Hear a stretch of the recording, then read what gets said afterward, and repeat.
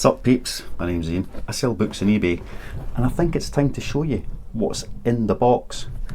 As well as that, I want to share a couple of different orders I've had in the last couple of weeks this month. Something that I'm going to try more of, which seems to be quite successful. And also I've added quite a few books to my own collection. Some absolute bangers for a really good price. I'll maybe show you some of them as well. Anyway, first up, what is in the box? There's been a couple of guesses in the comments from the last video. Folio Society? Nah, not Folio Society. A wee bit better than that. Yeah, there's two different things in here, so I'll show you the first one just now. And it'll be interesting to see what people think. So, first is volumes 1 to 4, let me see that, of Commercial Gardening, edited by John Weathers. Obviously antique books, really nice condition. The colour plates are very, very bright. A little bit of foxing, a little bit, you know, around the edges as well. So not mint condition by any stretch of the imagination. But these books are from 1913, set of 4, and they seem to sell for about 200 to 250 pounds. Now, with these types of books, they don't sell fast, but always going to be, you know, on the shelf for a while. But I was able to get them for a few tens of pounds. Well, I got this whole box for a few tens of pounds, so that makes it, I think, worthwhile, even if that has to sit on the shelf and wait for the right person to come along. Also, there's a good chance that somebody who can actually sell these antiquarian, more collectible books, and they've got the right customer base, if somebody wants to come in and make me an offer, they can do that and still get their profit off the end. As long as I can make some money on them, I'll be quite happy. The next lot though, that's something else. I'm going to come back to them in a wee minute. First, what I've been selling that's a little bit different is, for example, this. Yeah, we've got a pile of Dav Pilkey books, so trying to make up some bigger bundles with a higher price, and these sold for 40 quid. So I could have sold them very, very quickly on their own, but I bundled them up. I had 2 lots. This is the second lot and it's just gone today. That's why I thought I would talk about it. So putting these together makes it a quick and easy sale. They were already pre-packed, wrapped up in a box ready to go, so I can't really show you them directly as such, but I've had a few wee sales like that have made quite a big difference, and are keeping things ticking along very, very nicely for making as much money as possible selling books on eBay. Another one that's gone a little bit like this would be that. So, huge bag of Mills and Boons books. Now, I've got a Mills and Boons listing. I make up bundles sometimes of like 3, 5, 7 books, and they sell reasonably well, but I thought, what's the minimum effort for the maximum return? So 72 books, 85 quid, and they sold within a week of listing them. So that was a really, really good return. Again, picked these up, probably, you know, been 3 or 4 for £1 for all of them. Sometimes 6 for £1 depending when I get them. So I've just been piling them up, waiting to list them, and I thought, no, to hang with it, put them all up in one big go, and they've sold quite well, quite quickly for that price. So I'm now in 2 minds as to whether I take down the other 50 odd Mills and Boons of books I've got listed and just put them into one big lot and do the same thing again. But I'm going doing a pick up today, and one of the places I go regularly has stacks of Mills and Boons, so I might just see if they've got a bag load there and use them to do that as well. Third might be that one. Let's just move it over there, which is piles of James Patterson. So I've got hundreds of James Patterson books, and they do sell. They just sell at, you know, as good a rate as any other popular author. But obviously, if you've got sets, you know, sequential sets especially, they do sell better. So I had a couple of lots that looked like this. I think it's books 15 through to 23 and the Women's Murder Club. So I put them up and they both sold within a week of each other. So they were there for a week, one sold, 7-10 days later, whatever it was, the second lot sold. So I'm now stacking up my James Patterson sets, you know, where it's a clear set and a clear run. The Women's Murder Club, the private series, those seem to be quite popular from that point of view, and I'm going to keep trying to, you know, pile them up till I've got a nice run anywhere in that set, and then get them shifted on as well. So that's one thing that I've been doing just a little bit different to try and, you know, get things moving. I have done the same thing with DVDs because I had so many. You know, a stack of Scooby-Doo CDs, a stack of Barbie CDs, a stack of Disney CDs, you know, keeping them themed together. And again, these seem to be selling reasonably well. So even if I was picking these up for quite a few places where you can get like 6 for £1, 10 for £1, even picking them up at that rate, it would still be worthwhile because you're going to make some money on them. And that's great. You know, I think 11 Disney classics, you know, all in the slipcases. Sold them just the other day. I'll maybe try and stick a wee shot of it down round about there. And that sold for £15-16. So if I'm paying £1 for 10, turning that into 15-16 quid is great. You've got your fees, you've got your postage to come off of that, obviously, but it's still a nice return on those. So that seems to be working quite well, and I'm going to be keeping my eyes open and my brain sharp to spot these things and pick up other bits and pieces. Now, the rest of the box. Wait, have a look. Yeah, let's have a wee look. Right. Now, as I say, I paid more for these than I would usually pay. These definitely do not fall into the kind of 25 pence each book, but I'm hoping it's going to be well worth the investment. It's another set of 4. This time it's the Vegetable Grower's Guide. I don't know whether you can see that. I'm going to put this very carefully back into the box and just pop out the first one. So there we go, the Vegetable Grower's Guide. Beautiful gilt edging, really sharp, really clean. These have been stored really well. Same, really clean on the spine. Looks fantastic. And these are from around the turn of the century. Again, a little bit of foxing. Don't know if you can even see that particularly well on the camera. There is a little bit of foxing on it. And it's undated, but I mean, look at the colour plates. Look at those carrots. Oh, that is fantastic. It's round about 1900. I have looked it up, obviously, and I've got that date on it, but it is in fantastic condition internally. Like I say, a little bit of foxing on the inside end paper. It's not even the end paper, just the inside title page. Other than that, I really don't see any throughout the rest of the volumes. Really good condition, tiny little bits of wear and tear on the edges of some of the cases, but otherwise immaculate. Now, what do they sell for? This does not sell very often.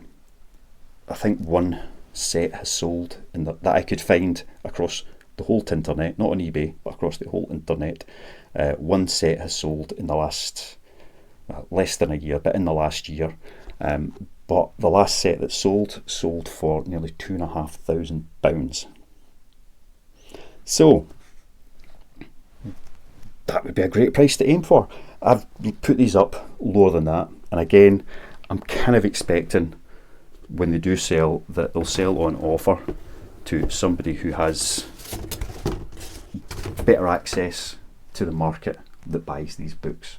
So if any of you out there are into your antiquarian books and want to make a wee bit of a profit on them, you know, let's see what we can do. They are up on eBay I am open to offers. I have paid more for these than I would normally pay, so I do need to make some money on them, obviously. But two absolutely cracking finds. It was the same lot I picked up, obviously, but you know, absolutely cracking. Fantastic value in them, and if nothing else, it pushes up the value of my eBay shop. You know, you can't complain about that. Anyway, that's the two lots that have been hiding in that box. They're not exciting books as such, but they are collectible, they are antique, and they do have quite a bit of value. So whenever I see books, you know, antique books with, you know, that really nice binding, inlays, gilt spine, whatever it is, I'm always picking them up now, because they're good looking books if nothing else. And I've sold a couple in the past and they sold like that because I priced them way too low. So now stick the price up, open it up to offers, and it's there for somebody who wants it at the right time. But again, I expect I could be sitting in these for a long time. I don't have so much money into them that that's an issue. More than happy, you know, if it sits there for years before somebody comes in with the right value, that's fine. That's not a big deal. It's still well worth the potential return on buying those. So that's the big valuable books. I did say I had added to my collection. So let's just show you a couple of bits and pieces there. I read Lonesome Dove by Larry McMurtry earlier this year. Yeah, a few months ago. Really good, absolutely brilliant book, absolutely amazing. So since then I've had my eyes open for further books in the Lonesome Dove universe. I think all the other books in the series are like prequels, and I found this. Isn't that nice? Now I'll be honest, this was not a charity shop find. I did buy this on, I think it was eBay or Amazon, but it's been sitting at like 30 quid for ages, and then suddenly it was down to a fiver. So it's from one of the big booksellers, I can't remember which, but whatever they do with their pricing, every now and again something absolutely plummets in price and you can snap it up. So I paid about a fiver for it, which, you know, it's a lot more than a charity book, but it's well worth it. It's not a first edition. It does have a bit of a scribble on the inside cover, but even at that, typically this would still have cost me 20, 25, 30 pounds to have bought separately. So we've got The Streets of Laredo, Larry McMurtry. Really looking forward to getting into that one. I've got a couple of other books that I'm just working through first, but really looking forward to that. So that was excellent to find that for what it was. And then that arrived from Mr. Amazon, and a couple of days later in the charity shop we got another one in the series, Dead Man's Walk. So just to be paperback, it's not a particularly valuable book by any stretch of the imagination, but again, another one in that series. So fantastic to find those as they were ready to go. So they're sitting waiting to be read. Now this one, a very divisive book, shall we say, and it's not in the best condition. I mean, look at that top edge there. The Passage by Justin Cronin. So I've read this whole series. The first half of this book is one of the best kind of fantasy sci-fi horror stories I've ever read. It was absolutely phenomenal. Then it went a bit different, and it remained that way for the remainder of the series, but still the first half of this just justifies its place on the shelf. In the charity shop, £2 paid for this, but that's because it's a nice wee signed edition. So we've got a signed edition to Eve, All Eyes, Justin Cronin. So I don't know who the heck Eve is, or is it Sue? Well, maybe Sue. Yeah, to Sue. Sweet. So yeah, nice wee first edition signed copy of The Passage. So not a crazy valuable book again, but definitely worth more than the couple of pounds I paid for it, and you know, one of my favourites, especially the first half. So that was a nice one to add to the collection. And I've kept a copy of Ender's Game too. I really want a good set of these, especially the first 3 or 4 books. but that is got to be one of the best books ever written. Love it, love it, love it. Ender's Game. We got these. So, again, read that earlier in the year. Red Rising by Pierce Brown. Really good fun. Really enjoyed it. And there's one wee bit in it where it's talking about, you know, the great generals, the great war leaders of the past. And it references wee Ender as one of those. So it's kind of placing itself in the same universe as that, which I quite liked. You know, that was a nice wee, oh, I like that. So I've been looking for the rest of the set. In the charity shops, I picked up books 4, 5 and 6, so a couple of paperbacks and a nice wee hardcover of the most recent book. Again, these are not valuable as such, but especially the new one, although it's a first edition hardcover that was very mass produced, that last book, so it doesn't have the same value as some of the others. But I got them up, which left me needing books 2 and 3, and it was my birthday a couple of weeks ago. 50, do I look 50? I know I look 60, but do I look 50? So I went online and I think I paid 15 quid for books 2 and 3 in hardcover. It was again the big booksellers, because I know that sometimes you get really, really, really good books from them for next to nothing, because they don't seem to sort through for first edition, signed copies, any of these things.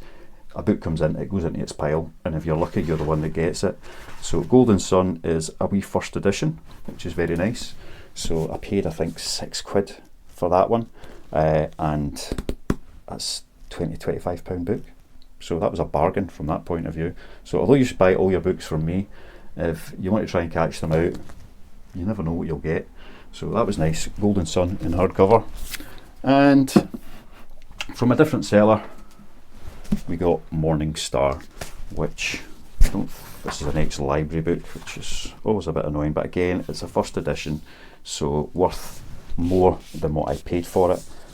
Not selling these are for reading, that's for sure. But yeah, that was a nice wee add-on as well. So I have got many other books since as well, but I thought that's a nice wee start for a collection, and I will keep my eyes open to get Red Rising in hardcover. It seems quite expensive and difficult to come by. Iron Gold and Dark Age, I'll keep my eyes open so I can upgrade them to a nice wee hardcover collection. So that was those ones there. I do have a few more that I have grabbed, but I'm not really going to show you them just now. Don't want to bore you to death with books, but I did grab a wee copy of Deliverance. I've been meaning to read this for decades, I mean literally decades, and it showed up in the charity shop when I was picking up a big pile of things, and I thought, you know what, it's a nice wee vintage copy. 1970 first edition paperback. I'm just going to keep that and I'm going to read it. So I paid 25 pence for it. It was 35 pence originally, so that's a bargain, you know what I mean? That's nearly like a third off picking that one up and reading it. So it's just waiting up in a pile of books to be read, and we'll see where that goes. Let's see, I have picked up a few other bits and pieces for the collection, but they're not here right now. I'm still having to rebuild everything now that I've shifted the majority of the stock to my shipping containers, which frustratingly, really frustratingly, I was speaking to the guy that runs the place the other day when I was down, because they were moving some empties to a new location they're opening in Irvine. If anyone's local looking for shipping in Irvine or Kilmarnock, easy storage, give them a shout.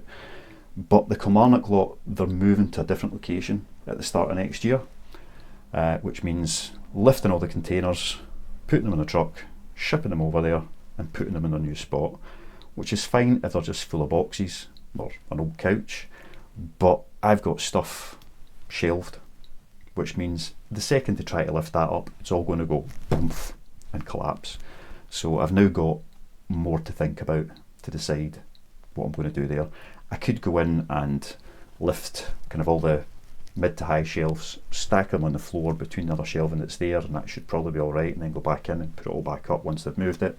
But it kind of gives me a window of 3 to 4 months where I can try and pull something together to get more permanent premises and just move out of those storage containers before they do that move.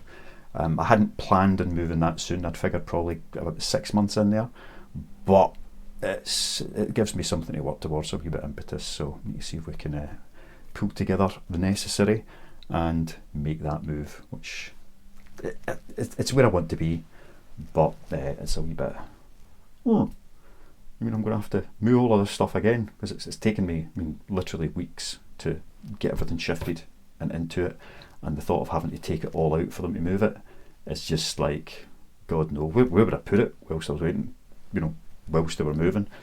Also, when they're moving stuff, potentially that could mean a few days without access, which would be an issue, so I want to avoid all of these things. But anyway, I'm just flapping my gums now. That's it for today. We've been selling some big bundles. We've got some tasty books that will hopefully sell in the not too distant future and pay for moving into new premises, and we've been adding to the collection. The Stephen King collection was looking a lot bigger when it was on my wee bookcase downstairs, but now it seems to be sadly lacking. Actually, I did pick up a first edition of the Uncut Stand, and not for the BCA one a few times, but I just sell it. But finally found the real Hodder and Stoughton book, which was quite nice. Although I didn't really enjoy the book, in fact I didn't finish it, it's still, key King to have in the collection. And I've grabbed a couple of others in amongst there, but I don't know which of them are new and which of them aren't. But yeah, that's slowly adding up as it goes. And also a few more Pratchetts, but again, they're not really there at the moment. So that's it for today. Thank you very much for watching. If you're not subscribed, why not? Give it a go. Like the video if you liked it. Leave us a comment. What do you think of these antique books? Is it worth picking up things like that? Do they sell well? Is there somewhere different and better to sell them than eBay? I know the answer to that, that there are, but I've not really looked into that very much yet. Although I might, as we get closer to Christmas, I might consider putting up a couple of listings in some of these other sites. So if anybody's used like ABE Books, whatever it's called, Biblio, whatever they are, let us know how they work, how they get on. Is it worth posting them on there and seeing if we can get them shifted that way? Okay, thanks again. Hopefully I shall see you soon.